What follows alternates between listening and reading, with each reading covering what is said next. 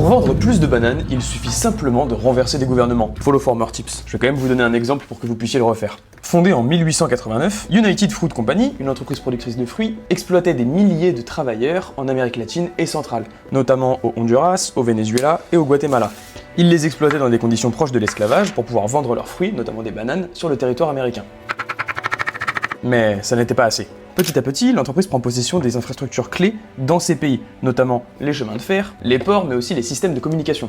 Vous imaginez bien que ça lui donne un pouvoir incommensurable sur la région. Elle exploite toutes les ressources naturelles et elle laisse très peu de bénéfices aux travailleurs locaux. En plus, ça lui coûte pas grand chose puisqu'elle possède les infrastructures du pays.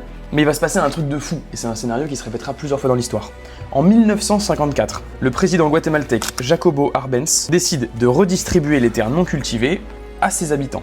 Qu'est-ce qu'il fallait pas faire pour énerver United Fruit Company? Ils ripostent en faisant appel à leurs alliés au gouvernement américain, qui voit aussi dans la réforme de Jacob Arbenz un risque de contagion du communisme. Vous le voyez venir en 1000, je pense, la CIA orchestre un coup d'état pour destituer Jacobo Arbenz, et ils remettent en place une dictature militaire qui était favorable aux intérêts du gouvernement américain, mais aussi à ceux de United Fruit Company.